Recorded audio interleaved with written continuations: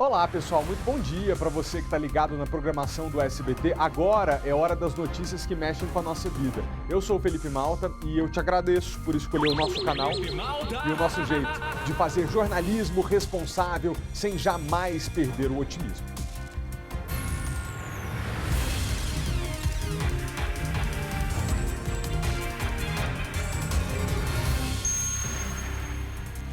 Polícia prende golpista que fez 38 vítimas. Kátia Gomes, como esse homem agia? Oi, Malta, ele encontrava as vítimas que estavam vendendo produtos pela internet e aplicava os golpes. Esse homem, ele utilizava 8 nomes diferentes e se passava por assessor parlamentar, fazendeiro, empresário, para poder enganar as vítimas. Em apenas uma vítima, recebeu golpe aí de cerca de 7 milhões de reais. Daqui a pouquinho eu volto e conto todos os detalhes. Obrigado, Kátia. Exclusivo. Policial militar que caiu de parapente e foi resgatado à beira de um penhasco vai falar com a gente ao vivo na edição de hoje. Maicon Leão. Exatamente, ele vai contar pra gente, Malta, como foi o voo e, claro, os momentos que ele ficou aguardando pelo resgate, cerca de 4 horas. Hoje o Guilherme, como vocês estão vendo, tá bem, tá com cerca de 6 parafusos na costela, machucou o cóccix, mas está recuperando a vida e vai falar pra gente os detalhes desse momento que ele viveu. Tá bom, Maicon, até já. Agora 11h44, nós estamos ao vivo, nosso jornal já começou. Pessoal, semana passada nós mostramos que o Corpo de Bombeiros e a Polícia Militar precisaram resgatar um homem de 43 anos que caiu enquanto voava de parapente lá no Vale do Paranã, perto de Formosa. Como a região da queda era de muito difícil acesso, foi necessário inclusive que um helicóptero da Polícia Militar fosse até o local para ajudar nesse resgate. Hoje, o repórter Maicon Leão está ao vivo com esse homem que passou por um susto daqueles e conta mais detalhes pra gente. Maicon, boa tarde, é com você. Exatamente, Malta, boa tarde para você, para todo mundo ligado no SBT Brasília. Já adiantando, eu estava conversando agora há pouco com o Guilherme, ele me contou que foram buscar o equipamento dele lá e falaram que se eu não tivesse sido resgatado de helicóptero mesmo, a situação ia ficar bem complicada, porque a área onde ele caiu era necessário inclusive uma escalada para acessar. Vamos conversar com o Guilherme agora, que vai contar pra gente. Guilherme, felizmente a gente tá vendo aí você já andando melhor, mas você passou por maus bocados, né? Boa tarde. Boa tarde. Foi um super susto, né? Além de um susto enorme pra mim, e assustei bastante minha família. Eu tenho um filho de 8 anos que ficou bem abalado, né? E foram 4h30, né? E quando a gente está em situação difícil, o tempo demora para passar, né? Eu estava sentindo muita dor. E aí eu só tenho a agradecer aos amigos que pararam a competição para me dar um apoio. Então o grande André Fleury, que é uma lenda do esporte aqui do Cerrado, recordista mundial várias vezes, foi quem chegou mais próximo de mim, né? Só que não conseguia o acesso final para chegar realmente onde eu estava caído. Mas ele me tranquilizava a todo momento, falando no rádio, para ter calma, porque eu estava tentando evitar me mexer, mas tinha muito inseto em cima de mim, formiga, marimbondo. E quando eu caí, eu senti um choque muito grande, o choque meio que percorreu assim, o pé até o pescoço, sabe? E nesse primeiro momento eu achei que tinha dado muito ruim, assim, pensei em que eu teria ficado aleijado, sabe, naquele momento. E aí, depois de alguns segundos eu comecei a respirar e tal, e vi que o pé estava mexendo, e foi aí que eu me tranquilizei um pouco, mas meu medo era que tivesse rompido uma bexiga, alguma perfuração de algum órgão importante, né? Mas o Fleury a todo tempo ficava comigo e falava, meus outros amigos também que estavam em voo, poxa, foi um acalento assim, sabe, na hora que eu estava meio que lateralizado, e o Lorival me chamou no rádio: Guilherme, eu vou ficar aqui em cima de você, cara, eu tô caçando algum espaço, algum buraco aí, para ver se eu até pouso do teu lado. E aí, quando... Todo mundo tentando acessar, só para quem tá em casa entender como é que era esse local em que você caiu. Então, o Vale do Paranã, né, um lugar belíssimo, incrível, sei lá, talvez um dos lugares mais incríveis para se voar voo livre, tanto parapente quanto asa delta, fica aqui bem próximo da gente, né? A gente decolou ali da Rampa do Borges, uma rampa nova que tem, e o Vale do Paranã é uma parede que se estende quase até a Chapada dos Veadeiros. E ela tem um desnível de mais ou menos 500 metros, mas aonde eu tive o meu problema e onde eu lancei o reserva, a parede cria um dente, então eu fiquei num platô, né? Entre a parede e o vale lá embaixo. Então quando eu vi o parapente do Lorival, chorei assim de me sentir que não estava sozinho, né?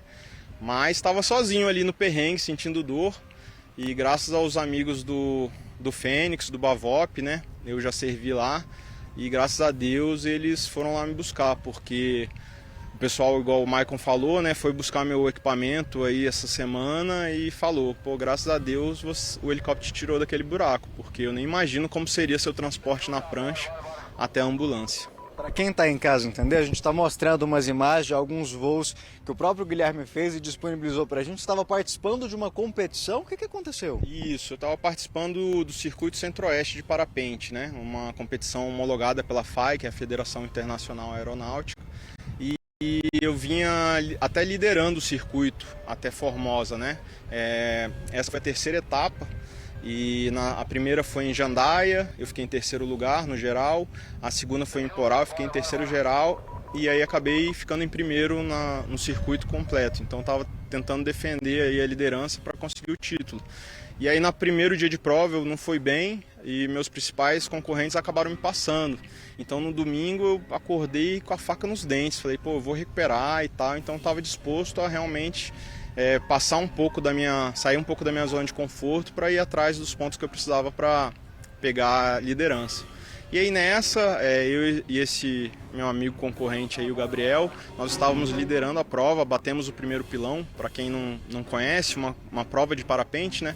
É uma corrida aérea, é um jogo de xadrez interessante, onde a organização plota alguns pontos de GPS e a gente joga num aparelho aqueles pontos, então são pilões. Então você vai olhando para o aparelho e ele te indica onde você tem que ir. Então pode fazer zigue-zague, pode fazer dentro do raio da prova, você pode ir em vários locais e ganha quem chegar primeiro na linha de chegada. Então eu e o Gabriel batemos o primeiro pilão na frente, ele estava um pouquinho mais na minha frente e estávamos já voltando liderando a prova. E o voo livre tem uma condição que se chama lift, né? Que o vento vem do vale, bate ali naquela parede de 90 graus e cria um colchão de ar na frente, né? Era bem essa parede, esse carro que estava passando lateral a ela. Isso, exatamente. A gente estava voltando em direção à rampa do Borges, estava um pouco turbulento, porque o vento não estava muito perpendicular, né? Ele estava um pouquinho entrando de frente, então ele vem lavando a parede e acaba dando uma rotorizada, fica turbulento. E o parapente é uma estrutura que não tem nada rígido e na turbulência ele acaba fechando mesmo em alguns momentos. E aí eu estava voltando... Você estava voando e ele fechou um lado, como é que foi? Fechou, a gente chama de assimétrica, né? Fecha um lado só. E ele fechou justamente o lado direito, o lado que a parede estava do meu lado. Então eu consegui conter o giro, porque senão ia me chocar, ia dar de cara na parede. E aí foi o que eu considero o meu erro de avaliação, porque eu estava tão focado na prova que o certo seria eu continuar controlando esse giro, não deixar ela entrar em giro e me afastar da parede e ir para uma área que eu teria mais altura e mais espaço para resolver aquela pane, que a gente tem um treinamento específico para resolver essa pane. E eu sabia o que fazer. Só que eu estava tão focado na prova e querendo defender minha liderança que eu pensei, vou resolver aqui. E aí foi a hora que aconteceu o problema, porque eu estava perto do obstáculo maior que seria a parede e estava muito baixo. Então eu entrei numa configuração que se chama flyback, comecei a voar para trás, a sorte que me afastando da parede, mas quando eu fui liberar dessa manobra, que teoricamente poderia até ter limpado esse fechamento, ela não limpou e eu dei muita energia para o parapente, então ele entrou com um forte giro para o lado direito. E aí, pelo arquivo, foram mais ou menos 20 segundos até eu perceber que não teria mais solução e acionar a alça do reserva e lançar o reserva. O reserva, para quem está em casa entender, seria o paraquedas. Paraquedas, que até saiu na mídia, né, falando que eu teria perdido o controle depois do paraquedas reserva. Esse paraquedas reserva que a gente usa não é dirigível. Então ele é realmente só para uma situação de emergência e para te colocar no solo. Mas naquele caso você já estava muito perto. Já estava muito perto. Pelo arquivo, né, que ele gera do voo, foram mais ou menos 8 segundos entre eu lançar o reserva e tocar no solo. Então, assim, ele não teve tempo de estabilizar minha queda. Então eu cheguei muito forte no chão. Aí imagina a velocidade, Malta, em 8 segundos de queda, mesmo com ele abrindo esse paraquedas, acabou que não teve jeito. O impacto foi grande. Você estava contando que chegou a pensar que tinha perdido os movimentos ali na pancada? Porque assim, na hora que eu toquei o solo, né, eu senti um choque, assim, ele percorreu meu corpo todo. E eu falei, putz, é o maior medo que eu tenho, assim, né? Porque, infelizmente, no parapente, os acidentes acabam você caindo ou de costas, porque você voa sentado, né? Então, realmente é um problema. E aí, na hora que eu senti esse choque, eu achei que realmente tinha dado problema. Mas aí, passado alguns segundos, eu movimentei a ponta dos pés e falei, pô, é grave, mas pelo menos está mexendo. Ali já começava a esperança de que nem tudo estava perdido. E começava o sofrimento, né, dessas 4h30, falando com o Fleury no rádio, aguardando o helicóptero chegar. Todo momento eu sabia que não dava para eu me mexer e precisava ser transportado de aeronave, né? Não dava para sair daquele buraco caminhando. O Corpo de Bombeiros do Estado de Goiás conseguiu chegar lá no local, mas, igual você falou, o resgate de lá é que era a parte complicada. Não, infelizmente nem o Corpo de Bombeiros conseguiu, porque eles não estavam com material na hora de corda, porque eles não imaginavam que ia precisar fazer uma escalada, uma descida de rapel com uma corda tão grande para ter acesso. Realmente era um lugar que só a aeronave para chegar. Então agradeço muito o Corpo de Bombeiros do Estado de Goiás, né? Porque depois que eu fui resgatado de helicóptero, eles que fizeram minha imobilização, me colocaram na prancha, mas infelizmente eu tinha contato via rádio e o sargento do Corpo de Bombeiro falou que eles não iam me deixar lá, que eles iam chegar, mas que ia demorar bastante. E foi nessa hora que entrou em ação então o helicóptero do Bavop, que conseguiu ter o acesso ao local em que você estava lá. Foi o helicóptero comandado pelo capitão Guilherme, né? Na hora que eu escutei o barulho da aeronave, foi um alento, né? Só que no primeiro momento, quando eles chegaram e fizeram um primeiro sobrevoo em mim, viram a dificuldade que seria, porque era um lugar muito restrito e o vento estava forte, e então eles estavam realmente preocupados se seria viável o meu resgate. Então, no primeiro momento, eles vieram, fizeram um sobrevoo, me deram aquela esperança e daqui a pouco se afastaram. E eu comecei a chorar, falando, caramba, não acredito, cara, que eu vou ficar aqui mais tempo. Naquela hora que o helicóptero fez o sobrevoo e saiu, o que você pensou? Cara, eu cheguei a gravar uma mensagem de despedida para minha família, sabe? Para os meus filhos, assim, porque eu não sabia o que tinha acontecido dentro de mim, né? Igual eu falei, não sabia se eu tava com uma hemorragia interna pela pancada, porque foi forte, não sabia se, sei lá, eu tinha estourado uma bexiga, então eu falei, poxa, de repente é meu fim. Então eu meio que falei bastante coisa pro meu filho, pedi desculpas e tal, e aí é isso. Chega a dar uma emocionada, porque o Guilherme tem esse lado aventureiro, inclusive é o canal dele no Instagram, ele tem inclusive a marca, o mascote, que é para quando estiver longe do filho, ter ele perto também, a família inteira. E são 2 filhos, né, o Vinícius e o Miguel. Em 2019 eu me dei de presente de 40 anos uma viagem rodando a América do Sul de moto sozinho. E aí o boneco tem até apelido, é o Risadinha, eu levei ele para... como se meus filhos estivessem comigo, o Vinícius e o Miguel. E aí naquela hora realmente eu achei que tinha dado ruim, né? E até gravei esse depoimento para eles, né? Dei orientações e tudo mais, a cabeça da gente fica uma loucura, né? Uma situação assim. Mas aí, graças a Deus, o tripulante, o Cabo Arthur, ele chegou a descer próximo onde o Fleury estava, né? E eu também sou tripulante operacional, tenho o curso, servi na unidade e consegui falar com o Cabo Arthur e falei que se eles modulassem comigo dentro da aeronave, eu podia posicionar a aeronave em cima de mim, porque assim, atrás de mim tinha uma árvore bem grande, mas depois o relevo descia, então se o capitão Guilherme marcasse essa árvore grande, se ele não tocasse nela, ele não bateria em mais nada. E aí foi a hora que o Cabo Arthur viu e confirmou aquilo que eu estava falando e passou a situação para o capitão Guilherme e ele, graças a Deus, teve a decisão de tentar novamente ir lá me buscar. E outro fator era que, como demorou muito, estava quase ficando a noite. E eu sabia, porque já servi lá, que se ficasse à noite seria impossível o resgate, porque a aeronave do Bavop só opera à noite no ambiente urbano, né? Como lá é meio do mato, não tem referência visual nenhuma, ela não poderia me buscar, então sabia que estava no limite ali do tempo também. Um momento de desespero. A gente vê agora se recuperando fisicamente, o emocional, como é que tá? Cara, o físico tá muito bom, graças a Deus, eu já tô caminhando bem. Depois que o capitão Guilherme tomou a decisão, o Cabo Arthur desceu de rapel, né? E já desceu falando, Brasil, eu estou disposto aqui a dormir com você, sozinho você não fica mais. E aí foi a hora que ele me perguntou, que só dava para me tirar lá numa técnica que chama maguari, né? Que é eu ser içado com uma cadeirinha, né? Ele improvisou uma cadeirinha com fita e eu ser içado junto com ele. Tem até essas imagens aí, no meu canal aí lá da Aventureiro, lá no Instagram. E foi assim que fui tirado e fui encaminhado pro hospital de base, primeiramente, né? E aí depois fui transferido para o Hospital Santa Helena, tive a sorte de encontrar o Dr. Rodrigo Grion. Agradeço aí, viu, doutor? Porque ele falou para mim, amanhã você vai estar andando, e eu não acreditei.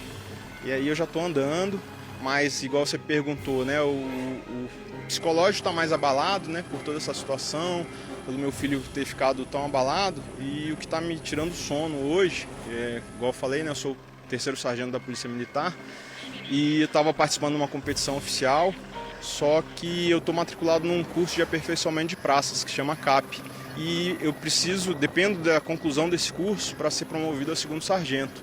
E aí, infelizmente, pelo acidente, meu pedido até agora foi indeferido. Então, se o coronel Fábio Augusto estiver assistindo aí, eu peço que ele olhe com carinho para a minha situação, porque se eu não concluir esse curso, isso vai impactar na minha carreira de uma forma muito séria. Então, eu preciso que seja deferido o meu pedido de ter medidas substitutivas para eu conseguir concluir o curso, porque no momento eu não tenho condições nenhuma de ficar sentado em sala de aula. Estava me contando que o problema na coluna te impede, inclusive, de sentar. A gente até, Malta, no início pensou em conversar com ele sentado por conta da pancada, de tudo, mas na verdade sentar é pior, você não tem essa condição. Então, eu consigo sentar, mas na verdade a coluna não é o que gera tanta dor sentado. É mais porque eu também fraturei o cóccix e aí realmente para sentar é complicado. Então eu acabo sentindo menos dor em pé e caminhando do que sentado. Então, por enquanto, eu já falei para a polícia, de repente, colocar uma cama lá dentro da sala de aula, mas por enquanto realmente eu não tive esse meu pleito deferido e eu peço aí para o comandante que olhe com carinho para a minha situação.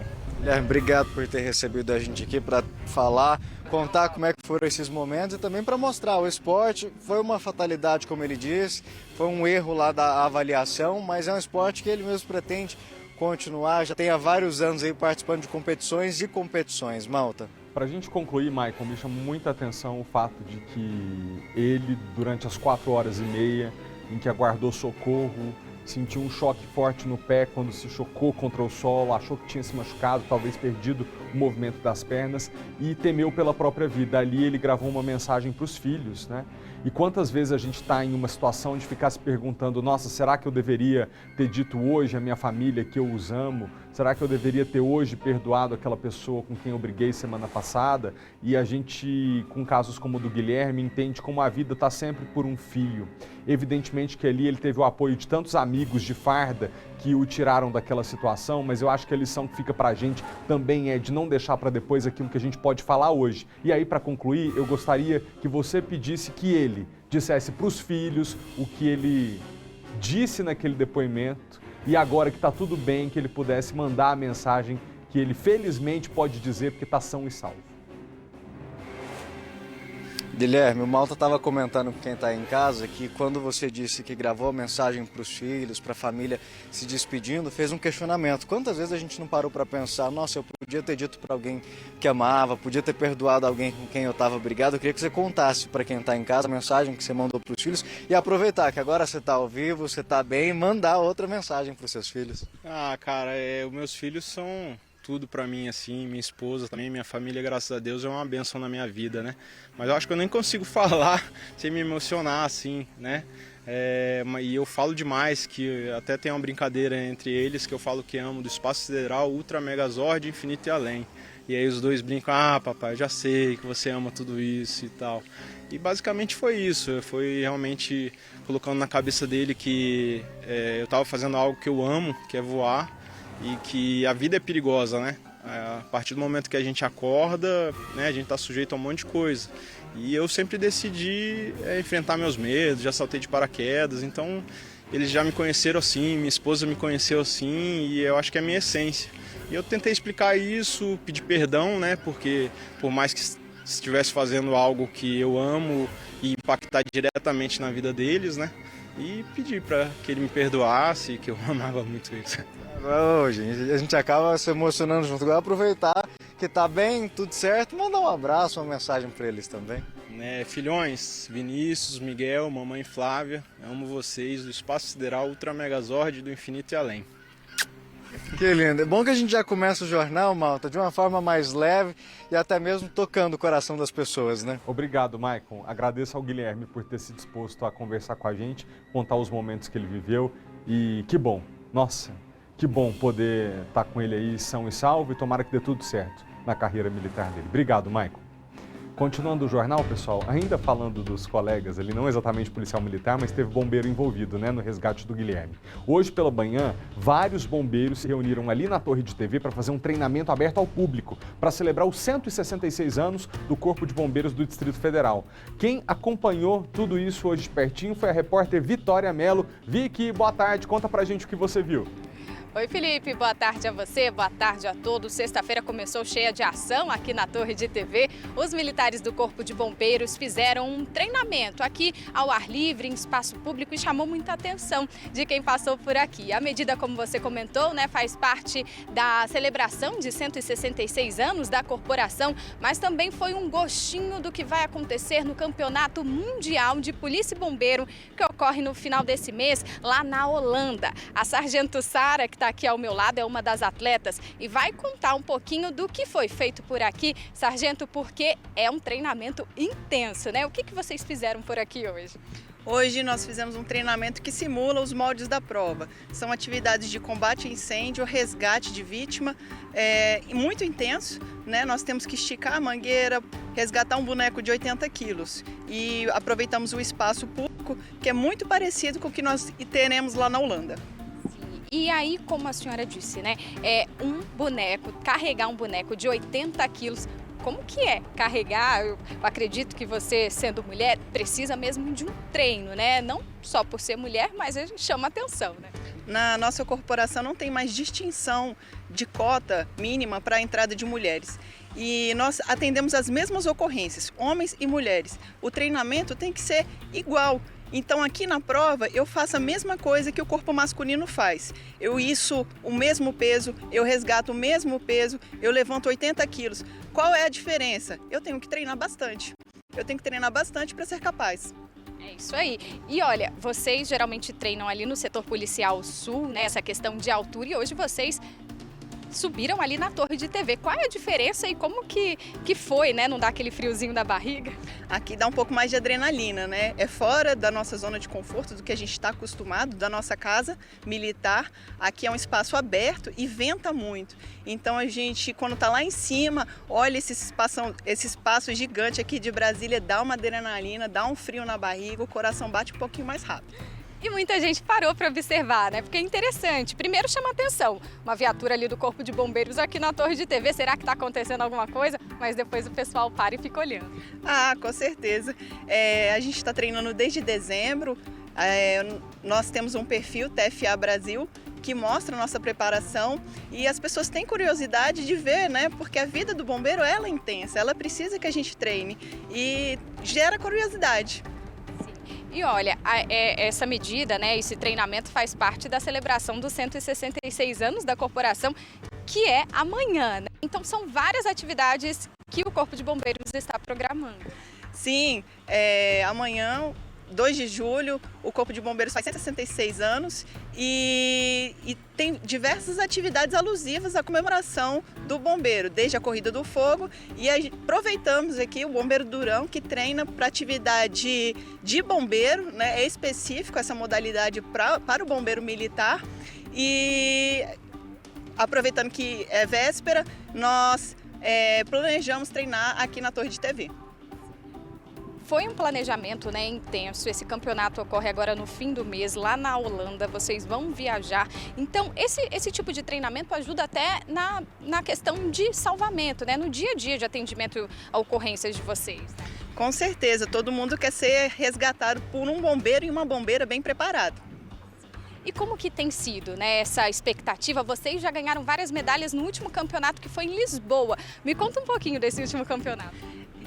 Nós fomos agora para Lisboa e fizemos a melhor campanha que o Bombeiro já fez.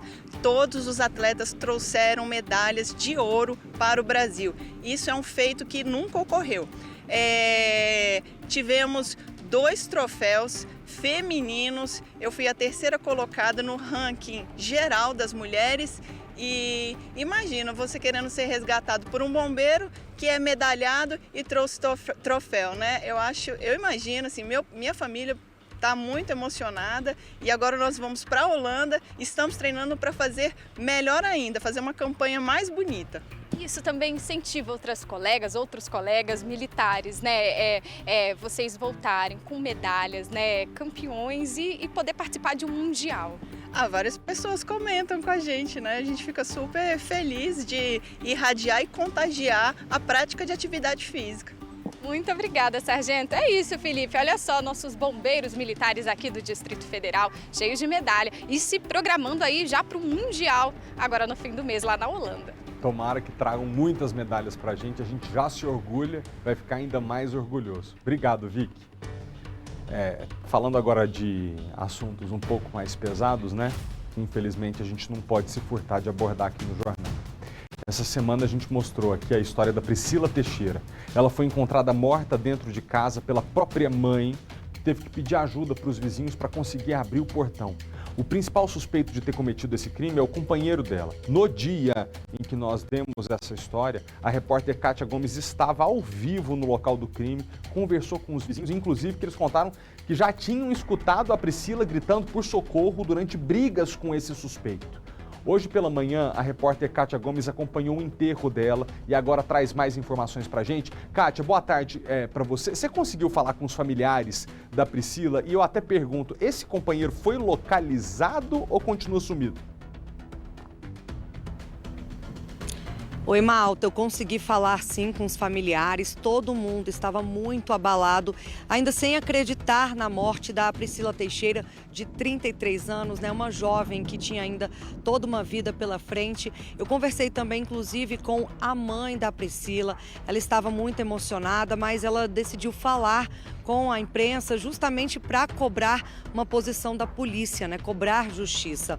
O principal suspeito do crime é o namorado dela, ele se chama Gustavo Brito, de 22 anos, porque até o momento ele não foi encontrado. Ele está desaparecido desde o dia, né, da morte aí da Priscila. Inclusive, a mãe dela disse que a própria mãe do Gustavo ligou para ela falando que talvez teria acontecido alguma coisa com a jovem, porque o próprio Gustavo tinha relatado que tinha feito besteira. Depois disso, ele desapareceu. Só que a mãe da Priscila disse que não sabia de casos de agressão do namorado contra a filha. Ela disse que eles brigavam, mas que eram brigas ali, comum, briga de casal, né? Não sabia que a filha era agredida, como relatou os vizinhos ali da jovem. Eles estavam juntos há 6 meses e há mais ou menos 3 meses ele estava praticamente morando na casa, né? Ele não morava lá, mas ele dormia com bastante frequência na residência. E por isso que, segundo os vizinhos, eles ouviam ali discussões e brigas e inclusive já escutaram a Priscila gritando, dizendo que seria esfaqueada, né? A mãe não sabe desses relatos, mas ela narrou, detalhou o que aconteceu. Ela disse que na segunda-feira falou com a filha, esteve com a filha e estava tudo bem. Na terça-feira, ela já não conseguiu mais contato com a filha. Ela foi até a residência, tentou abrir o portão, só que tinha um cadeado e esse cadeado não existia no portão, ou seja, alguém colocou esse cadeado lá no portão. Ela não conseguiu entrar e quando foi na quarta-feira, sem conseguir falar com a filha, ela decidiu voltar mais uma vez e foi aí que ela pediu ajuda para um vizinho para conseguir arrombar esse cadeado. Ela entrou na casa, disse que estava tudo normal e viu a filha caída no chão na cozinha. Ela foi morta com apenas uma facada no pescoço. No dia que nós entramos ao vivo lá da casa, contando sobre o crime, contamos que ela tinha sido esfaqueada no braço também. Essa era uma informação que tínhamos recebido porque o braço dela estava com sangue, mas esse sangue tinha sido apenas ali de uma facada que ela recebeu no pescoço. Isso a mãe conseguiu confirmar hoje pra gente. E aí, desde o dia do crime, o namorado da Priscila, né, está foragido, ele não apareceu, não prestou depoimento e nem esteve presente aqui também no cemitério. Por isso que tudo indica, né, que a suspeita é de que ele tenha cometido esse crime, saído da residência, trancado o portão ali com um cadeado para que ninguém conseguisse acessar a residência. A Priscila, ela não estava trabalhando no momento, ela estava desempregada e o namorado dela também estava.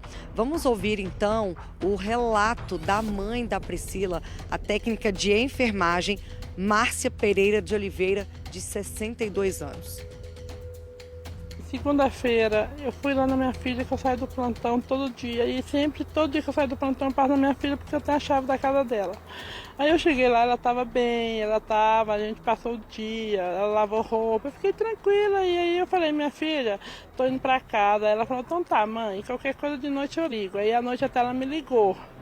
E tudo bem, aí eu fui pra casa, você quer ir dormir lá em casa? Ela falou, não, mãe, não quero dormir não. Aí quando foi na terça, a mãe dele me mandou uma mensagem, eu tô muito preocupada com sua filha. Eu falei, o que aconteceu? Alguma coisa aconteceu, o Gustavo brigou, eles brigaram lá. E eu, tudo tá bom.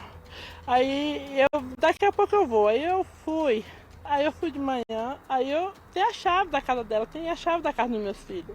Aí eu abri, aí tentei abrir e não consegui, eu não consegui. Mas só que tinha um cadeado e na casa dela não tinha, ela não põe cadeado na casa porque ela sabe que eu tenho a chave da casa dela. Mas aí ela botou o cadeado, eu achei que ela tinha saído para ir atrás dele, para fazer as pazes.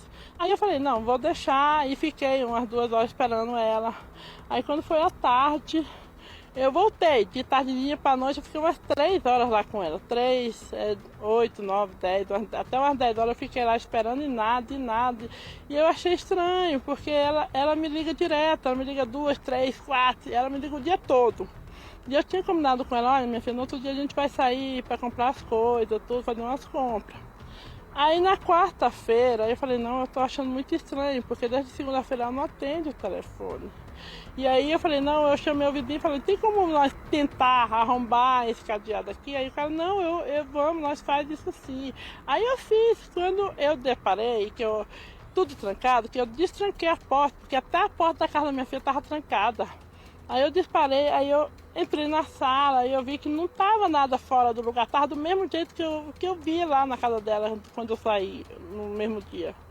Aí quando eu cheguei, eu vi a perna dela na porta da cozinha. Aí eu corri, não, minha filha, como ela já teve síndrome na barriga e ela talvez pode ter desmaiado. Aí quando eu cheguei lá, eu vi a minha filha morta, ela estava totalmente intacta, normal, mas ela já estava, eu acho que matou na terça-feira, porque na quarta o sangue já estava talhado e ela estava toda daqui para baixo estava normal, o corpo dela estava normal, só que aqui, acho que ele deu um corte certeiro na jugular dela, que aonde ela caiu, ela morreu, porque ela não teve briga, não teve nada, não teve poça de sangue em canto nenhum, não teve nada assim que você visse que tinha sangue ali ou sangue acolá, e foi a última vez que eu vi a minha filha. Mas... Ô, dona Márcia, eu nem sei o que dizer para a senhora. Só tenho a dizer que, do lado de cá, da nossa equipe, no momento em que a gente soube que a sua filha tinha sido vítima, tudo indica, de um homem que cometeu o feminicídio, até porque queria até que a gente colocasse a Kátia Gomes aqui de novo. Kátia, reforça a suspeita contra ele o fato de que esse homem trancou a casa depois e deixou a mulher lá dentro. Então, assim, ele até dificultou o acesso à Priscila, talvez para ganhar tempo na fuga, tanto que até hoje ele está foragido. Exatamente, e também tem essa suspeita porque a mãe do Gustavo, que é o namorado da Priscila, ela ligou para a mãe da Priscila dizendo que alguma coisa tinha acontecido, que ele estava nervoso, que ele tinha brigado com a Priscila e depois disso ele desapareceu. Então, assim, se ele desapareceu e ele não cometeu esse crime, né, por que ele não se apresenta na delegacia e conta exatamente o que aconteceu? Né? Se foi algum outro tipo de crime, um latrocínio, né? Ele poderia se apresentar e detalhar o que aconteceu. Então, ele está desaparecido.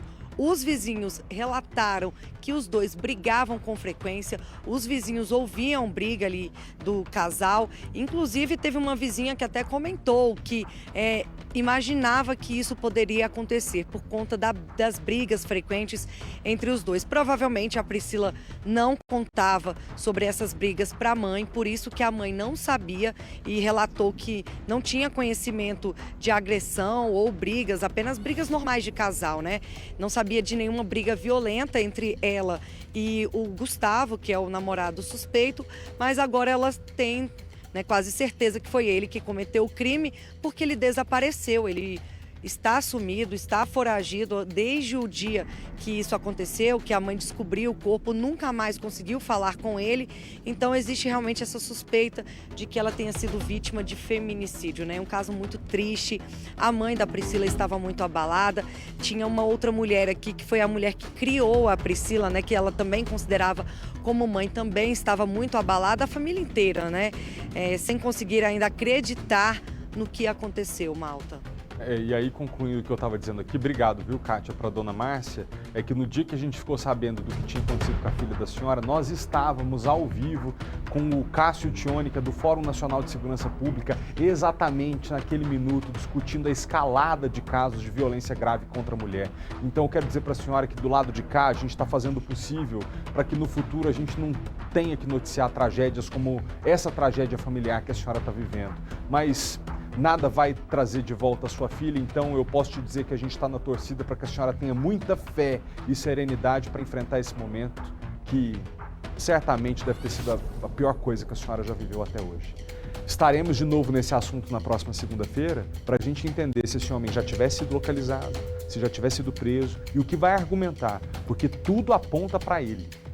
Ele é ainda um suspeito porque não foi encontrado, pode-se dizer inocente. Será que tem algo mirabolante que possa ter acontecido ali para explicar esse feminicídio?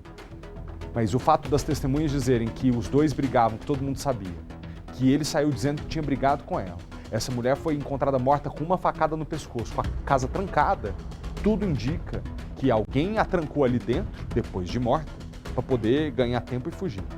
Semana que vem a gente volta no assunto. Outra coisa, ontem a gente mostrou aqui no jornal o caso chocante de uma mulher de 42 anos de idade que foi brutalmente agredida e também ameaçada por um completo desconhecido, e isso na frente do portão da casa dela. Nas imagens é possível ver que o homem chega a balançar o portão, olha que coisa, enquanto agarra a mulher pela gola da blusa, como se quisesse puxá-la para fora de casa. Como se tivesse condição dessa mulher passar ali nesse espaço pequeno entre as grades. É revoltante ver uma cena como essa. Eu tenho certeza que você em casa também se revolta. A polícia ainda tenta identificar quem é esse agressor para que ele vá prestar esclarecimento à delegacia. Inclusive, se você reconhece esse homem que está aí nas imagens, você pode ligar para o telefone da Polícia Civil, tá? Que é 197, fazer sua denúncia. Lembrando que você não precisa se identificar. Outra coisa, essa semana nós também mostramos aqui no nosso jornal outra cena absurda. Você vai ver na tela, pode colocar a DTV na tela por gentileza para a gente ver juntos aqui com o pessoal de casa. As câmeras de segurança de uma creche do Jardim Botânico registraram uma confusão, olha aí, vai reparando, entre duas mulheres. Parece que tudo isso aí aconteceu por causa de uma vaga de estacionamento. Uma dessas mulheres tinha pedido para a outra tirar o carro da vaga para que ela conseguisse sair do estacionamento, mas aí a motorista pediu para ela esperar, porque ela estava conversando com uma outra pessoa. E alegou, inclusive, assim, espera aí que eu tô conversando aqui com alguém e você colocou o seu carro estacionado de forma errada, tá? Aí foi aí que uma delas acabou perdendo o juízo, saiu arrancando bruscamente com o veículo, bateu no veículo que estava ao lado, quer dizer, foi uma grande confusão. Sobre este caso, sobre esse assunto, a gente conseguiu entrevistar a Noelle, que é uma das mulheres que aparece nesse vídeo que vocês acabaram de ver. Ela contou pra gente detalhes de como a situação chegou a esse ponto. Vamos ver. Parei, desci, entrei na escola, estava conversando com a coordenadora e aí a mulher que tinha parado o carro errado do lado foi lá e bateu no meu braço e me mandou vir tirar o carro que estava atrapalhando ela entrar no carro dela.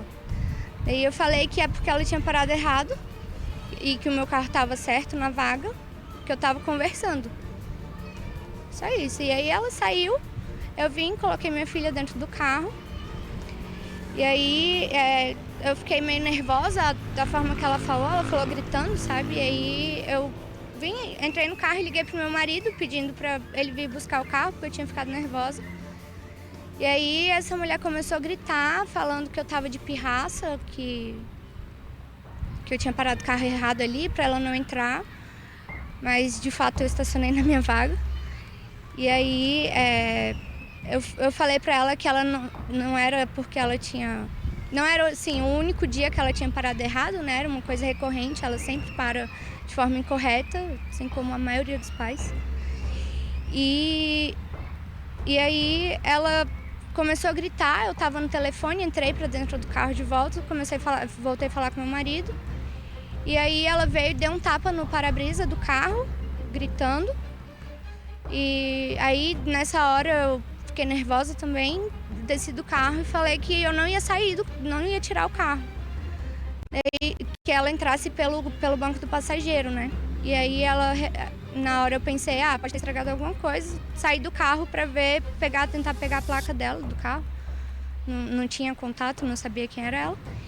E aí quando eu desci do carro, ela entrou pela porta do passageiro e foi um pouco pra frente e deu a ré jogando em cima do meu carro. E aí ela dá a ré, quase batendo em um outro carro que estava atrás, passando na via. E depois acelera assim, eu tava um pouco na frente e ela dá uma acelerada bem forte, sabe, pra cima ali de mim. A mãe dela pediu pro pessoal da escola entrar em contato com meu marido. E aí, assim, ele respondeu falando que essa foi uma situação, assim, bem desconfortável, não só pra gente, como pra todas as outras pessoas que estavam aqui presentes, né? Não tinha necessidade disso, que teve um estrago no carro e o mínimo que ela tem que fazer é resolver isso,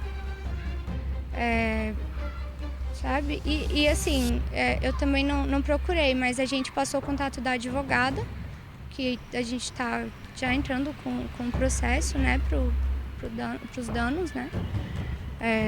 E aí a gente passou o contato da advogada para ela. Você vê que rolo, né, gente, que o povo se mete.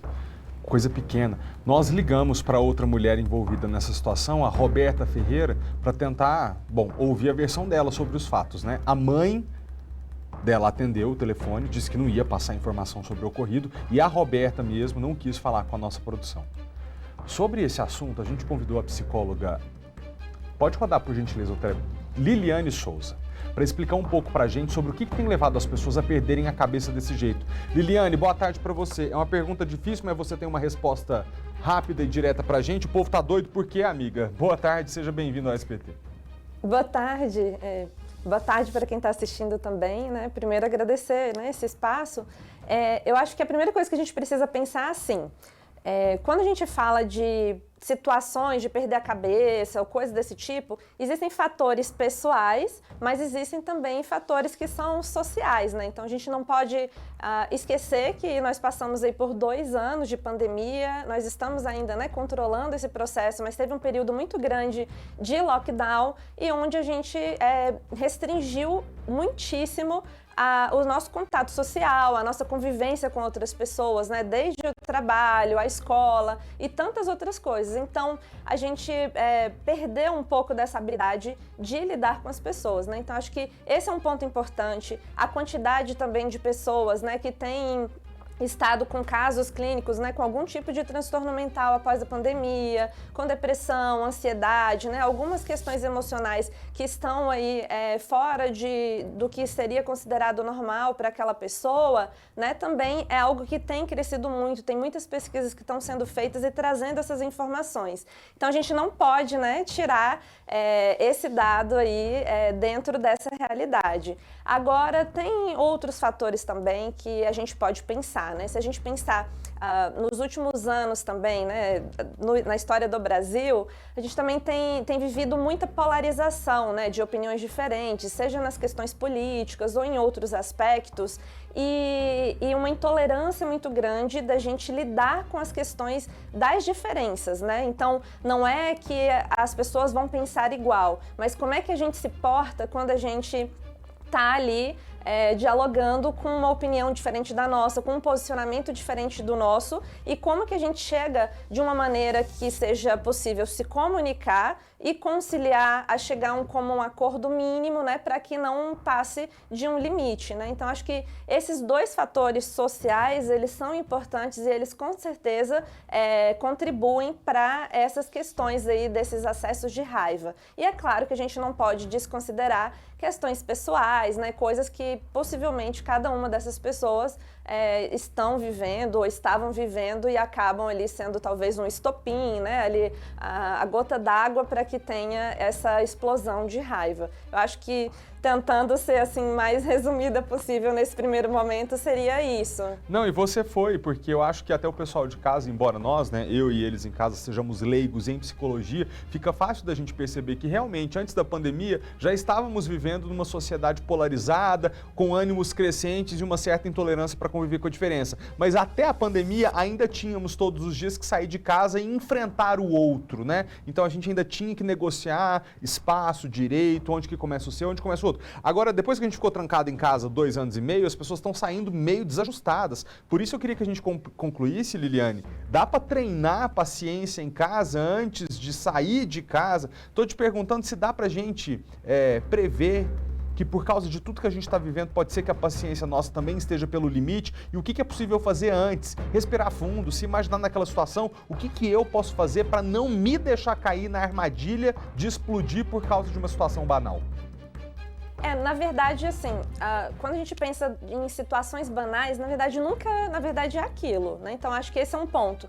Mas existe uma questão que, de fato, é um processo de você se conhecer, entender um pouco das suas emoções, né? Então, são habilidades que podem ser, sim, desenvolvidas à medida que a pessoa vai procurar esse caminho, né? Então, é possível fazer isso por meio da psicoterapia, né? É possível fazer isso com atividades em grupo. Então, outras possibilidades onde a pessoa possa desenvolver, sim, essas habilidades. Agora, essa autopercepção, né, de entender que a pessoa está em um limite ali de raiva e que é o caso, de repente, de procurar ajuda, ou é o caso ali de respirar fundo, né, e tentar ali lidar com a situação de uma maneira diferente, né? Então, quando a gente fala de explosões de raiva, é claro que essa raiva ela vai crescendo gradativamente, mas esses pontos específicos são coisas que, de fato, fogem do controle. E eu queria até chamar a atenção só num ponto, no caso desse do rapaz do portão,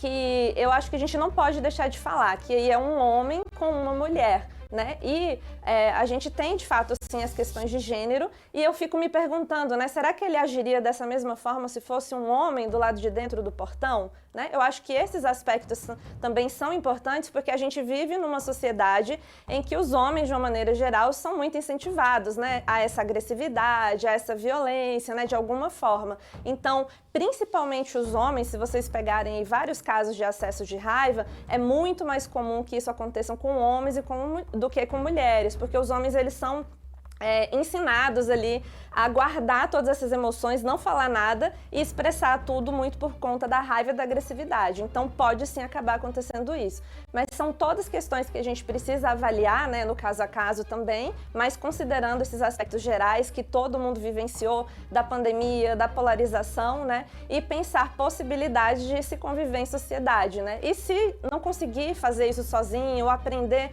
formas diferentes, então que se procure ajuda de um profissional, né, para poder elaborar um pouco melhor essas emoções e acabar não descarregando essas emoções numa outra pessoa em situações como essa que a gente viu aí. Tá certíssimo, assim, as questões dos acessos de raiva realmente tem essas explicações que a gente já mencionou, mas naquele caso ali especificamente, eu acho que mesmo a rápida consciência ali, o instinto de autoproteção, quando você tem um acesso de raiva, até você partir para o momento que você agride alguém fisicamente, o seu cérebro já fez uma conta também de quanto você se colocou em perigo nessa situação. E esse homem imaginou que por ser uma mulher, ele bateria, nada aconteceria com ele, e eu também concordo com você, acho que dificilmente teria chegado a esse ponto, se imaginasse que do outro lado teria uma pessoa igualmente forte, fisicamente capaz de provocar dano nele de volta. Então aí tem dois problemas, né? A nosso momento atual de dificuldade de lidar com as diferenças e também o machismo, mas que esse não é de hoje, né? Tem o quê? 5 mil anos para o mínimo? Então, Liliane, muito obrigado pela presença, tá? Espero que você possa voltar no SBT outras vezes para a gente discutir esses assuntos. Bom fim de semana para você. Obrigada. Um Até abraço. A próxima. Até. Pessoal, eu vou ter que fazer um rápido intervalo. É o único da edição de hoje. Então a gente volta do break daqui a pouquinho e toca direto até o final. O preço do leite está assustando os consumidores. Bora ver na reportagem. 1 litro de leite longa-vida por quase R$ 9,00. Tem que trocar por água, porque do jeito que tá não dá. Neste supermercado de Brasília, tem consumidor comprando cada vez menos. Estamos levando uma caixa, porque a gente não sabe como é que vai ser daqui para frente, né?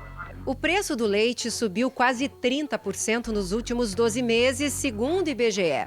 O alimento cada dia mais caro já afetou a rotina das famílias, como a da Paola, por exemplo, com 7 crianças. Antes, elas bebiam leite no café da manhã e no lanche da tarde. Agora, é só uma vez por dia. Para render mais, ela ainda adiciona um pouco de café. É decepcionante ouvir eles pedir algumas coisas e a gente ter que daí explicar que não tem como agora. Sempre dar uma desculpa aqui, uma desculpa ali. Atualmente, o preço médio do litro de leite longa-vida é de R$ 5,60, segundo a Associação Brasileira de Supermercados. Em janeiro, custava pouco mais de R$ 4,00. A explicação para essa alta vem do campo, segundo esta pesquisadora do Centro de Estudos Avançados em Economia Aplicada da USP. É o aumento do custo de produção. Nos últimos 3 anos, o custo operacional efetivo da atividade ele vem em alta. Em plena entre-safra, este produtor de Carlos Barbosa, na Serra Gaúcha, enfrenta os prejuízos provocados pela estiagem. Muitos produtores desistiram de produzir principalmente pelo fim do ano passado, ali outubro, novembro, dezembro, que foi muito ruim. Então, agora automaticamente falta produto e o preço sobe. A reportagem menciona o preço médio no Brasil de R$ 5,60 no litro do leite longa-vida, mas aqui no Distrito Federal é difícil achar nesse preço, né, gente? Tá muito caro. E a queda na renda mensal da população pode afetar ainda mais a situação de insegurança alimentar no Brasil. As filas de pessoas em busca de comida cresceram em todo o país e as doações não têm sido suficientes. A fila para pegar comida em uma das maiores comunidades da América Latina, com 100 mil habitantes, começa cedo. Dona Erineide chegou às 10 da manhã. Tem arroz, né? Assim, mas já ajuda a mistura, né? Que nem agora final do mês, as coisas tudo fracas, né? Se não tivesse aqui, a senhora ia comer só arroz? É, hoje sim. Muita gente vem buscar o que às vezes é a única refeição do dia. É o almoço da gente e a janta, né? Tem que correr atrás. Se não dá certo em um lugar, vai em outro que dá certo. As quentinhas têm arroz, feijão, legumes e a carne. Hoje tem, mas nem sempre dá para garantir a mistura. Mesmo o arroz e o feijão, nesse momento, a gente tem tido muita dificuldade para manter a operação. Aqui em Paraisópolis dá para ver um pouco a dimensão da situação vivida por muitos brasileiros. Nos últimos tempos, a fila aumentou bastante e o número de marmitas seguiu o caminho contrário. Já foram 10 mil, hoje são apenas 500. E aí não tem comida para todo mundo. Nós tínhamos um pico de doações que pararam e as pessoas se acostumaram com o novo normal, em que uma parte fica no home office e outra parte passa fome. Um levantamento da Fundação Getúlio Vargas, divulgado esta semana, mostra que 3 em cada 10 brasileiros vivem com menos de R$ 500 por mês, na chamada situação de insegurança alimentar. O valor não compra nem uma cesta básica. No estado mais rico do país, 1 em cada 5 pessoas está nessa condição. Você precisa ter uma política social robusta, que enxergue os pobres na medida das suas necessidades e que se mantenha ao longo do tempo. Em Paraisópolis, pelo menos 30 mil moradores dependem da distribuição de alimentos, de acordo com o G10 Favelas. Ainda mais agora em julho, quando as crianças que se alimentam nas escolas estão de férias. Na fila da comida, as marmitas acabaram, mas ainda tem gente esperando. Para a dona Yolanda, vai ser mais um dia em que a fome não vai dar trégua. Quando tem, a gente leva. Quando não tem, a gente vai embora e fica por isso mesmo. Hoje não deu, mas amanhã com fé em Deus dá. Difícil, né, gente? Deixa eu tocar aqui o jornal e te falar uma coisa. Quando um homem e uma mulher se casam, ainda é tradição que a mulher adote o sobrenome do marido, certo? Mas você sabia que esse costume já não está mais assim tão comum como era antigamente? Vou te contar. Exatos 20 anos atrás, em 2002, quando a associação que representa os cartórios de registro civil começou a monitorar esse fato, naquela época, 2002, 78% das mulheres que se casavam adotavam o sobrenome do marido. Hoje, 2022, o índice é de 52%. Então eu queria, antes de mais nada, perguntar como é que está esse índice entre as nossas telespectadoras que nos acompanham agora nesse momento. Na tela tem um QR Code para você, você pega o seu celular e escaneia o QR Code que está aqui desse ladinho, ó. Aí você vai aparecer essa pesquisa que está aqui do lado. E eu te pergunto, você, minha amiga telespectadora, independente de ser uma telespectadora jovenzinha que acabou de se casar, mais madura ou na terceira idade, me conta, você adotou o sobrenome do seu marido? Você tá com essa proporção, e esse que eu falei de 52% é aqui no Distrito Federal, tá? Então, primeira resposta é, claro, eu acho linda essa tradição. A segunda é, eu não. E a trabalheira para trocar o documento depois, deve dar mesmo. E a terceira, ó, malta, eu ainda não tenho ninguém para eu pegar o sobrenome dessa pessoa, tá? Vá votando enquanto a gente traz outras informações para vocês. Paulo Henrique de Araújo, diretor da Arpem Brasil, muito boa tarde. Na prática, então, de cada 2 mulheres aqui no Distrito Federal, uma escolhe ter o sobrenome do marido, a outra quer manter o nome do jeito que tá. Vocês acham que essa mudança de postura ao longo dos anos se deve a que exatamente? Faz sentido pensar que dá trabalho trocar o documento depois? Oi, Felipe, boa tarde, um prazer estar aqui. Primeiramente, um marco legislativo que eu acho que trouxe essa mudança de comportamento foi o Código Civil, que foi editado em 2002. Na medida em que esse Código Civil ele permite igualmente ao homem adotar também o apelido de família da mulher, o sobrenome da mulher, criou-se uma espécie de direito à reciprocidade, porque se antes apenas a mulher podia, ela por vários motivos, por uma questão de tradição, por uma sociedade paternalista construída ao longo de séculos, ela tinha essa obrigação de adotar o sobrenome do marido, muito embora não fosse obrigatório. Na medida em que a lei mudou, permitindo ao homem a possibilidade de adotar também o da mulher, criou-se para a mulher um direito de reciprocidade, na medida em que a mulher muitas das vezes só adota se o marido quiser também adotar o dela. Então ela não se constrange mais em não adotar o sobrenome do marido. E essa questão de obter outros documentos acaba influenciando também nessa decisão, já que o homem não querendo mudar o seu pelos mesmos motivos, a mulher também se vê no direito à igualdade de não adotar. Entendi. Então, peraí, isso eu não sabia. Antes de 2002, só a mulher poderia adotar o sobrenome do marido. O homem não poderia adotar o sobrenome da esposa? Mas que coisa atrasada, hein? Exatamente. É porque nós viemos de um Código Civil de 1917 e esse código demorou um anteprojeto de 1970, na década de 70, ele demorou muito tempo para ser aprovado, porque mexe em toda a legislação civil brasileira. Apenas em 2002, ele teve essa atualização aos novos tempos, né, em que a mulher, felizmente, conquistou espaço e direito à igualdade após a Constituição Federal, que também elevou essa igualdade da mulher e do homem dentro do casamento ao nível de garantia constitucional, e o Código Civil, na mesma esteira, privilegiou e prestigiou esse preceito constitucional. Faz sentido essa preocupação de uma parcela das nossas telespectadoras que, quando se adota o nome do marido, ou o marido anota o nome da esposa, já que agora pode, tem uma dificuldade depois para trocar documento? Tem que mesmo mudar a documentação depois? Sim, porque na medida em que ela precisa se identificar com a identidade, o passaporte, o CPF, todos os documentos dela ficarão em desconformidade com o que está assentado no registro civil. E isso sim, ela tem que buscar os órgãos próprios para fazer essa alteração, porque se ela precisar comprar um imóvel, viajar, praticar atos jurídicos em geral, o nome dela naqueles atos jurídicos praticados vai ficar em desconformidade com o que está assentado no registro civil, e isso pode trazer uma série de inconvenientes para a vida. Então é importante que se altere sim os documentos. Assim, quando se divorciar, eventualmente voltar a usar o nome anterior, tem que mudar novamente. Agora, a mulher que se casou e não trocou o nome, pouco importa se ela se divorciar depois, né? Porque o documento dela é o mesmo. Exatamente, ela continuará com o mesmo nome. Hoje, felizmente, essa semana foi editada uma nova lei que permite, inclusive, durante o casamento, hoje não precisa nem se divorciar, durante o casamento ou mesmo após o casamento, a qualquer tempo a mulher ou o homem podem alterar o seu sobrenome.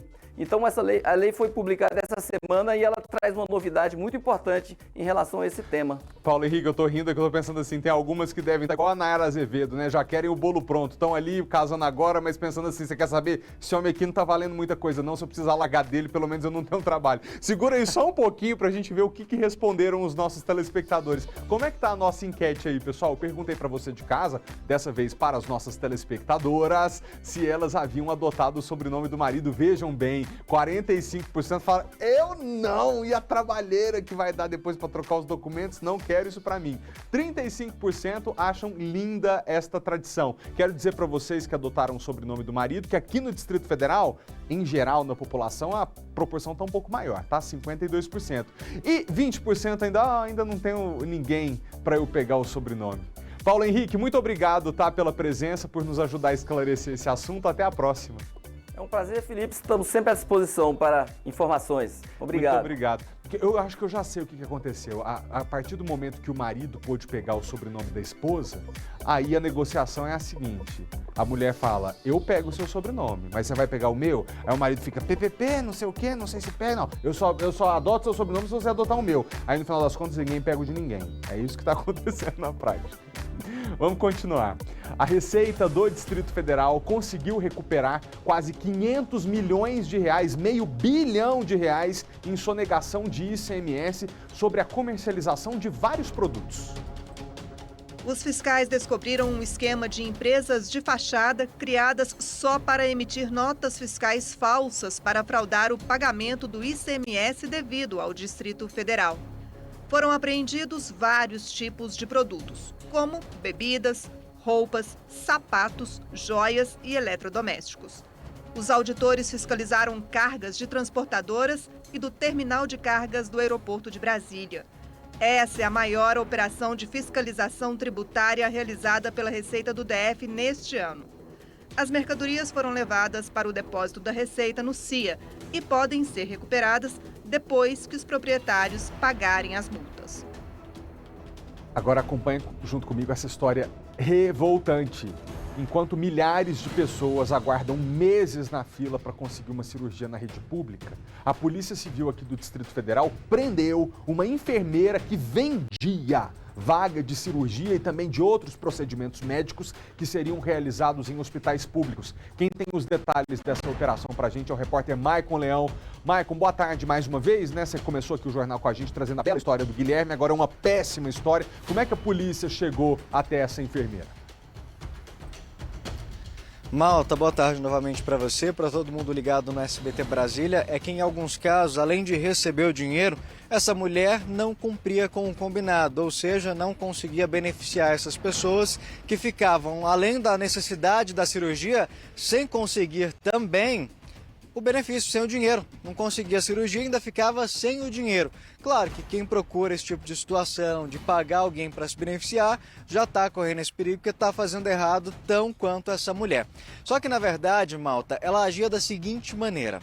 Ela se passava como uma funcionária da Secretaria de Saúde para convencer as pessoas de que ela teria influência, de que ela conseguiria beneficiar quem pagasse ela para falar, olha, você está precisando de uma cirurgia? Eu consigo. Uma vaga de internação? Consigo. Uma vaga de UTI? Também consigo. É só pagar que resolve. E aí, Malta, o que essa mulher fazia também? Se apresentava como da Secretaria de Saúde, só que, na verdade, ela não tem vínculo com a pasta desde 2014, quando foi nomeada. Naquela época, acabou a nomeação dela e, de lá para cá, nenhum vínculo mais com a pasta. Só que ela passava esses últimos meses se passando como funcionária, dizendo que tinha influência e que conseguiria. E aí, para evitar que ela fosse identificada, entrava em ação outras pessoas. Ela usava amigos e familiares para receber esse dinheiro. A conta que era usada era justamente dessas pessoas, nunca a dela, até mesmo para evitar esse vínculo direto. Só que alguém, claro, percebeu o que estava acontecendo e denunciou o caso à polícia. Hoje foram cumpridos 6 mandados de busca e apreensão no Gama, Santa Maria, Recanto das Emas, justamente de amigos e familiares dessa mulher, que era, na verdade, uma falsa enfermeira que não tinha relação nenhuma com a Secretaria de Saúde. A gente vai ouvir um trechinho do delegado explicando essa situação e eu volto com mais detalhes e até mesmo, claro, com a resposta da Secretaria de Saúde. Rodô. Uma falsa enfermeira foi presa temporariamente, acusada de vender vagas para cirurgia, marcação de exames e até mesmo vagas em UTIs de hospitais da rede pública de saúde. As investigações indicaram que, apesar dessa pessoa se apresentar como enfermeira, na realidade ela não tem nenhum vínculo com a Secretaria de Saúde. Além disso, ela se apresentava com vários nomes diferentes, nomes falsos, e se apresentava como chefe de centros cirúrgicos, tudo isso para dar credibilidade às suas alegações de que conseguiria burlar a fila de espera. Além dela, outras 5 pessoas também foram alvo de busca e apreensão em razão de terem emprestado suas contas bancárias para recebimento dos valores provenientes dessas pessoas que marcaram algum tipo de procedimento com a falsa enfermeira. Durante as buscas, além de atestados médicos falsos, laudos em branco e até mesmo carimbos de médicos, foram encontrados também uma porção de maconha, motivo pelo qual o proprietário dessa substância entorpecente também foi preso em flagrante. Até o momento, há indícios de cometimento dos crimes de associação criminosa, estelionato, lavagem de dinheiro, falsificação de documento público e, caso seja comprovada a participação de algum servidor público, também o delito de corrupção. Na verdade, o que a gente espera é exatamente que essas pessoas, caso haja, como o delegado disse, a investigação agora caminha justamente para saber se essa mulher tinha esse poder, se tinha alguém lá dentro da secretaria que conseguia favorecer que essas pessoas que pagaram passassem na frente, porque o que eles estão fazendo, essa organização criminosa, que a gente viu que o problema não é só a venda dessas filas, na verdade para furar essas filas, que vendiam também atestados falsos e até drogas, a gente está falando realmente de uma organização criminosa, então tem que apurar, porque, malta, a gente está falando de pessoas que muitas vezes no desespero, naquela situação de ver um familiar entre a vida e a morte, que a gente sabe que muitas vezes a fila por uma cirurgia demora, às vezes se submete, junta as economias, tira até do almoço, da janta para conseguir resolver essa cirurgia e a pessoa se aproveitando disso, claro, não dá para aceitar. E aí a gente entrou em contato com a Secretaria de Saúde aqui do Distrito Federal, que disse o seguinte: primeiro, que qualquer pessoa que for abordado numa situação como essa, alguém que falar para você, olha, eu consigo passar na frente, independente do que te cobrar, tem que denunciar porque é um crime. Não existe isso. A Secretaria esclareceu também que todas as pessoas que precisam de qualquer atendimento passam pela central de regulação que funciona 24 horas, que esse é o único caminho existente. É preciso que seja inserido lá no sistema para que corra da forma legal, seguindo todos os parâmetros de urgência médica, que é feita toda uma triagem, avaliação para definir exatamente como que funciona essa fila. Porque às vezes tem a pessoa lá na frente, mas surge alguém com uma necessidade maior, com uma gravidade maior, e aí essa fila altera, mas somente por meio da central de regulação. Não existe ninguém autorizado a passar outra pessoa na frente. Malta. Muito obrigado, Michael, pelas informações. É difícil a gente cobrar espírito republicano de uma pessoa que está ali com a mãe, com o pai entre a vida e a morte, um filho precisando de uma cirurgia, senão não volta a andar, por exemplo, dessa pessoa que está nesse estado de desespero. É complicado você cobrar idoneidade quando chega uma tentação como essa. Me dá um dinheiro aí que eu vou resolver a vida da sua mãe, do seu pai, do seu filho. Agora, da pessoa que vende a vaga, ilude a pessoa, sendo servidora pública ou não, essa merece cadeia, porque ela aproveita da dor, do desespero de alguém para poder ganhar dinheiro. Eu vou te dar um recadinho aqui agora, mas segura aí porque a gente já volta para falar da prisão de um homem que tentou matar uma mulher lá na Asa Norte a tesouradas. Se você, amiga telespectadora, ou os nossos amigos também tiverem sido vítimas desse ladrão, você vai entender a história já já e talvez pode até ir a polícia engrossar o número de queixas que esse homem já tem registradas. Agora sim a gente fala, a Polícia Civil prendeu um homem de 36 anos que tentou matar uma mulher a tesouradas na Asa Norte. Depois de ferir a vítima, esse homem ainda levou a bolsa dela com todos os documentos dentro. Quem tem outras informações pra gente é a repórter Vitória Mello. Vic, parece que esse homem estava junto com um outro comparsa. Eu ouvi dizer que eles saíram rindo depois de cometerem esse crime. Foi o que a vítima contou à polícia, Felipe. Esse caso foi no dia 1º de junho, ali próximo a uma parada de ônibus da quadra 115 Norte. A vítima estava indo para o trabalho quando foi abordada por 2 suspeitos, 2 homens que estavam com uma faca e uma tesoura. Esses homens, no momento que eles anunciaram esse assalto, a vítima se assustou e abaixou. Foi nesse momento que eles atingiram essa mulher com diversas tesouradas, inclusive na cabeça. Só que cerca de 10 minutos após esse crime, um desses suspeitos foi até uma padaria ali da região passar o cartão da vítima, fazer uma compra ali com o cartão da vítima.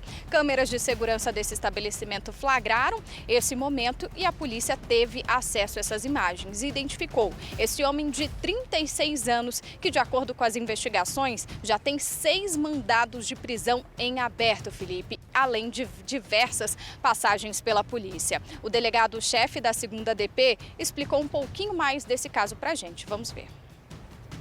Trata-se de crime grave, praticado mediante tesoura e faca. Inclusive, a vítima foi atingida com tesouradas na cabeça. No crime, foram subtraídos da vítima sua bolsa, carteira, documentos pessoais, além de cartões de crédito. Um dos autores teria tentado passar o cartão de crédito da vítima em uma padaria próxima ao local do crime. Foi justamente através das imagens desse estabelecimento comercial que a polícia, a 2ª DP, conseguiu identificar e prender um dos autores desse latrocínio tentado. Com o autor que foi preso, foram apreendidas justamente as roupas utilizadas no momento em que ele passa o cartão no estabelecimento comercial, além de uma faca. No caso, também foi apreendida a tesoura que foi utilizada pelo autor que foi preso para desferir e golpear a vítima na cabeça. Pesava contra o autor diversos indiciamentos, dentre estes pelos crimes de receptação, roubo, furto de veículo, situações de violência doméstica, dentre outros. Se condenado pelo latrocínio tentado, o autor pode pegar uma pena máxima aproximada de até 20 anos de reclusão. O delegado disse, a tesoura usada nesse crime foi apreendida, já passou por perícia. A roupa que esse homem usava no dia do crime também foi apreendida. A investigação continua agora para identificar esse segundo suspeito. Então, um homem de 36 anos que já tinha diversas passagens pela polícia já está atrás das grades, mas agora a polícia está atrás desse comparsa, Felipe. Ah, que desespero, atrás das grades por quanto tempo mais, Vic? A gente fica desesperado porque enquanto ninguém resolve esse problema, as pessoas são presas por crimes graves, continuam reincidindo e numa dessa é que uma mulher como essa, inocente, desce do ônibus para ir trabalhar e é morta de forma cruel, covarde, brutal, com tesourada na cabeça. Por quê? Nós não somos capazes como país de colocar fora do convívio em sociedade quem não tem condição, não devia ser permitido que as pessoas saíssem de dentro de casa, se já chegou a esse ponto, mas não, está na rua, polícia prendeu. Aí, sei lá, daqui um ano, a Vitória está aqui contando de novo um outro crime de tesourada, a gente vai ver, meu Deus, é o mesmo. Obrigado, Vic. Turma, a gente, agora há pouco, a gente falou sobre casamento, esse negócio de pegar o sobrenome do marido, o sobrenome da esposa. O apresentador do Primeiro Impacto, Darlisson Dutra, se casou com a jornalista Marcela Munhoz, que agora se chama Marcela Munhoz Dutra, tá? Ela pegou o sobrenome dele. E ela foi pega de surpresa. Eliana, o que você aprontou dessa vez? Gente, tudo tudo bem? Nesse domingo, o amor está no ar no nosso programa. Queria contar, para quem ainda não sabe, que o nosso querido colega do jornalismo do SBT, Dalisson Dutra, resolveu levar a repórter Marcela Munhoz para o altar. Tudo isso aconteceu sem que ela soubesse, sério, gente. Preparamos grandes surpresas para que esse dia fosse para lá de especial, até com cerimônia de casamento para esse casal apaixonado. Então, não vá perder, que é muito romance em nosso programa nesse domingo, a partir das 15h45 da tarde. Espero vocês. Ai, que legal, que sejam muito felizes. Se eu fosse você em casa, não perderia por nada, tá? O programa da Eliana você confere nesse domingo, 3h45 da tarde. Agora é 1h03, a gente continua ao vivo e agora para dizer que a Polícia Civil do Distrito Federal foi até Salvador, lá na Bahia, para prender um homem que já aplicou mais de 30 golpes aqui no DF. Será que você foi uma das vítimas? Quem tem os detalhes dessa história é a repórter Kátia Gomes. Kátia, boa tarde para você. Explica para nós. Tem golpe de tudo quanto é tipo. É o golpe do Pix, é o golpe do WhatsApp, é o golpe do Instagram, mas qual era o golpe que esse homem aplicava? Na verdade, Malta, ele era especialista em golpes de diversas maneiras, né? Um desses golpes ele aplicava através da internet. Ele entrava em sites de vendas, conversava com ali as pessoas que estavam interessadas em vender diversos produtos, conquistava a confiança dessas pessoas e fazia pagamentos falsos, né? Ele encaminhava ali comprovantes falsos de pagamento e aí acabava pegando mesmo assim o produto. Ele conseguiu com isso pegar um veículo de luxo, aparelhos celulares, computadores, relógios avaliados aí em mais de R$110 mil e até canetas de luxo também. Ele conseguiu conquistar aí de forma fraudulenta, apresentando documentos falsos, né, comprovantes falsos de pagamento. Além disso, segundo a polícia, ele enganou um idoso e conseguiu pegar desse idoso mais de R$7 milhões. Um outro idoso também caiu no conto desse golpista e transferiu para ele R$240 mil. Além disso, esse homem comprava veículos com um cheque sem fundo, ou seja, um golpista aí especializado em diversos tipos de golpe. Segundo a polícia, ele utilizava 8 nomes diferentes e se passava por fazendeiro, empresário, assessor parlamentar e até advogado para conseguir aplicar esses golpes. Quando ele foi preso, né, em um shopping lá de Salvador, a polícia encontrou ele com uma camisa avaliada em R$4 mil. Vamos ouvir então o delegado daqui de Brasília que efetuou a prisão desse criminoso. O preso aplica vários tipos de golpes. Na maioria deles, ele entra em contato com pessoas que postaram anúncios de venda de produtos de altos valores, ganha a confiança dessas pessoas e passa a se comunicar através de aplicativos de mensagens, ocasião em que adquire os objetos sem efetuar o pagamento ou encaminhando comprovantes falsos. Tal pessoa age de forma criminosa desde 2008 e já foi presa várias vezes. Ele ainda se utiliza de 8 nomes diferentes e se apresenta falsamente como advogado, assessor parlamentar, fazendeiro e empresário. Em uma das investigações, ele enganou um idoso, alegando a necessidade do pagamento de taxas para receber um pecúlio, o qual não existia. O idoso, então, transferiu mais de R$7 milhões para o criminoso. O Ministério Público do Trabalho deu 10 dias de prazo, para que a Caixa e o ex-presidente do banco, Pedro Guimarães, se manifestem sobre as denúncias de assédio moral e sexual contra funcionários. Foram essas denúncias que o levaram a pedir demissão. Gravações de áudio mostram a postura agressiva de Guimarães no ambiente de trabalho, com ameaças e uso de palavrões. Os áudios revelados pelo site Metrópolis mostram o comportamento de Pedro Guimarães em reuniões com os executivos do banco. Quem for responsável vai deixar de ser ou vice-presidente, ou diretor, ou superintendente nacional, ou gerente nacional. Então, Celso, é para você essa. O Vreca... Eu quero isso no detalhe, eu quero os CPFs de todo mundo. demonstra irritação por decisões tomadas pelo colegiado. Não é aceitável. E, de novo, para a opinião de vocês, que eu que mando. Então eu não estou perguntando, isso aqui não é uma democracia. É a minha decisão. E diz que a postura desses dirigentes do banco pode levar à perda dos cargos. Não tem que ligar para ninguém. Se eu não deu ok, não deu ok, acabou. É não. Por que vocês vão tomar o risco de perder a função, cara? Por uma coisa que eu não autorizei. A irritação de Guimarães tinha um motivo financeiro. O Conselho de Administração havia aprovado mudanças em normas internas que limitavam a remuneração para quem participava de órgãos ligados ao banco, o que representou a redução do valor que o então presidente da Caixa poderia receber. Com a participação nos conselhos, Guimarães conseguia mais que dobrar o salário de R$56 mil a que tinha direito. Além de Guimarães, o Ministério Público Federal deve começar a ouvir testemunhas e apurar se outros dirigentes da empresa também tinham a mesma conduta do ex-presidente.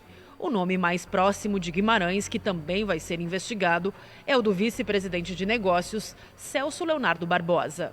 Só depois que as denúncias foram reveladas pela imprensa, a Caixa emitiu nota na noite desta quarta-feira confirmando que recebeu pelos canais internos do banco relatos de assédio e que também apura os casos. Apesar disso, a informação dos funcionários é que os casos foram denunciados há mais de 6 meses e que o compliance da empresa não avançou nas apurações. Por isso, a nova presidente da Caixa deve criar um comitê de crise para investigar as acusações de assédio dentro do banco. Daniela Marques recebeu aval do presidente Jair Bolsonaro para fazer mais mudanças na diretoria da empresa. A nova presidente do banco é o braço direito do ministro da Economia. Ela foi assessora e secretária na pasta de Paulo Guedes desde o início do mandato de Bolsonaro. Foi Daniela Marques quem negociou com parlamentares a PEC dos precatórios no fim do ano passado e a reforma da Previdência no primeiro ano do governo. No início deste ano, ganhou um maior protagonismo e passou a participar de agendas com o presidente Jair Bolsonaro no Palácio da Alvorada. Foi dela também a ideia de lançar em março uma linha de crédito específica para mulheres empreendedoras. Em nota divulgada ontem à noite, o Conselho de Administração da Caixa informou que designou a vice-presidente de habitação do banco, Henriette Sartori Bernabé, para assumir interinamente a presidência da empresa, enquanto a nomeação de Daniela Marques passa pelos trâmites burocráticos. O Conselho também revelou que soube das investigações do Ministério Público Federal contra Pedro Guimarães somente na última terça-feira e que no mesmo dia solicitou formalmente ao Comitê de Auditoria informações sobre apurações dos casos no âmbito interno da empresa. Nós entramos em contato com a defesa de Celso Leonardo Barbosa, que também é alvo de denúncias, mas nós não tivemos resposta. Agora atenção, você que recebe o Auxílio Brasil ou você que é caminhoneiro, talvez tenha um caminhoneiro na família, o Senado aprovou a proposta de emenda à Constituição que aumenta o valor do Auxílio Brasil. E esse texto também cria novos benefícios para caminhoneiros e taxistas. A sessão começou com quase 1 hora de atraso. Para conseguir apoio maior ao texto, o relator retirou da proposta um dispositivo que liberava as medidas de qualquer vedação ou restrição prevista em norma de qualquer natureza. Os senadores reclamaram que isso representava um cheque em branco para o governo gastar sem restrições legais.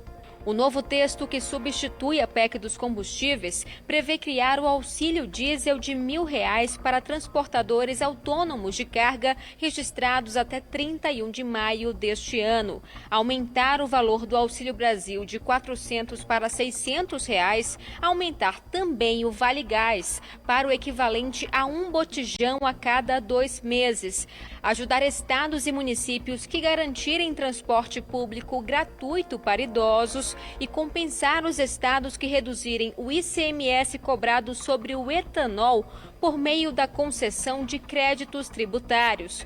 As medidas terão impacto de quase 39 bilhões de reais. Foi mantido no texto um trecho polêmico, o que reconhece o estado de emergência por causa do aumento do preço do petróleo. E é justamente este artigo que permite a criação de um novo novo benefício social em ano de eleição, o auxílio diesel para caminhoneiros. Sem uma situação de emergência ou calamidade, o governo só poderia ampliar programas e benefícios que já existem. Este juiz eleitoral destaca que o estado de emergência no país só se justifica em situações extremas e não pode ser criado por emenda constitucional nem por lei. Esses gastos extraordinários em período de eleição, não abarcados por uma situação fática de emergência, pode sim redundar em uma cassação de chapa ao reconhecimento do abuso do poder econômico pela distribuição de benesses, seja pelo governador, pelo presidente ou pelo prefeito. O novo texto propõe uma ajuda também para outra categoria, a dos motoristas de táxi, com um auxílio gasolina. O líder do PL, Flávio Bolsonaro, disse que o presidente já falou com o ministro da Economia sobre essa possibilidade. O presidente Bolsonaro entrou no circuito, falou com o ministro Paulo Guedes, que me deu retorno. Há a preocupação de esse montante de 2,5 bi não ser o suficiente para atender segmentos tão numerosos. Acaba que parece muito, mas dividido para muita gente, acaba sendo pouco para todo mundo. Agora uma boa notícia. A partir de hoje, a 4ª dose da vacina contra a Covid-19 já está disponível para quem tem 35 anos ou mais. Se você tem essa idade e quer se imunizar, aliás, vá, por favor. Você pode ir até o posto de vacinação mais próximo da sua casa. São 112 postos disponibilizados para aplicar essas doses até às 5 da tarde e outros 17 que estão funcionando no período noturno, de 7 da noite até 10 da noite. Lembrando que para essa dose de reforço, você pode escolher entre os imunizantes da Pfizer, AstraZeneca ou Janssen. E para se vacinar, é só levar um documento de identidade com foto e o cartão de vacina que tem o registro da primeira dose de reforço. Então, vacinem-se. Até porque o pessoal mais jovem precisa saber dessa. Depois de 2 anos de saudade por causa da pandemia, o Na Praia volta com tudo, com pé na areia, caipirinha, água de coco, muita música boa. Só nesse fim de semana tem Xamã, El Chan e muito mais.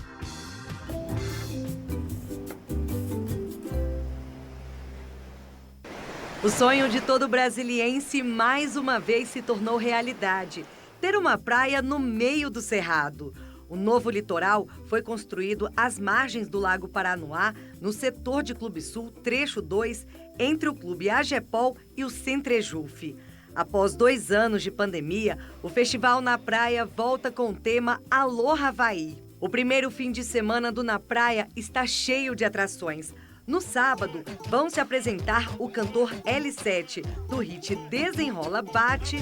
Joga de ladinho, desenrola, bate, joga de ladinho. O cantor Xamã, o Malvadão. Cara do crime, só malvadão. Vapo na direção. Vucu no civicão. E o DJ Bascar. Finalmente Na Praia tá de volta, um evento que me marcou ao longo das últimas edições aí que eu pude participar. Eu tô muito feliz de estar fazendo parte desse primeiro evento. Então, vamos comparecer todo mundo e fazer uma noite histórica, hein? A equipe técnica está preparando os últimos ajustes para a grande inauguração, que vai ser às 6 horas da tarde de sábado. Além de toda a programação do fim de semana, a organização do evento promete muita surpresa. Aqui é um novo litoral, né? Muita experiência, muito pé na areia, muito esporte, muita saúde, muitos shows, bastante diversão. E, acima de tudo, a gente quer que sempre seja verão. Quem quiser vir só para gastronomia, para tomar um drink, para curtir o pôr do sol, assistir um show, a gente está com um line-up bem diversificado para atender todo o público. Já que o clima é havaiano, não poderia faltar o grupo dono do hit Tema da Festa. O El Chan se apresenta domingo no Na Praia.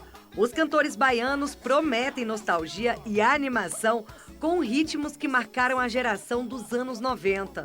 Você pensou que domingo ela não vai? Sabe de nada, inocente. Ela vai.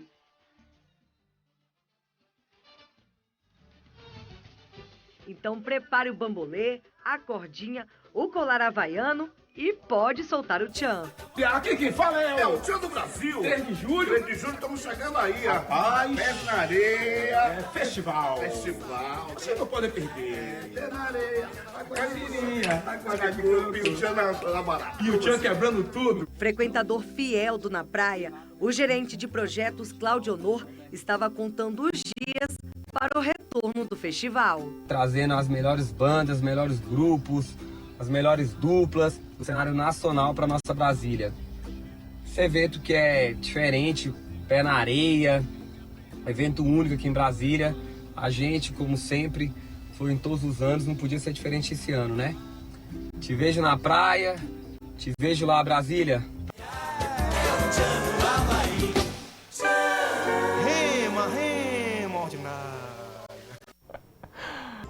Para você que está em casa, você que se interessa pelas questões raciais, seja você uma pessoa negra ou branca, você que procura entender mais esse tema, chega a Brasília neste sábado o lançamento do livro Tinha que Ser Preto. Uma das autoras, a jornalista Carolina Martins, vai receber os leitores na gastronomia, na VR Gastronomia, que fica lá na quadra 215 da Asa Norte, a partir das 4 da tarde no sábado, para autografar o livro e escrever uma dedicatória bem bonita para você. Me contaram que vai ter Samba da Bahia e acarajé também, viu? Amanhã, 4 da tarde, na VR Gastronomia da 215 Norte, lançamento do Tinha que Ser Preto. Outra coisa que você tem que fazer amanhã, essa meio-dia, ligar aqui no SBT, porque a gente se vê no É Sábado. Obrigado pela audiência, agora você fica com o esporte e a gente se vê amanhã. Tchau!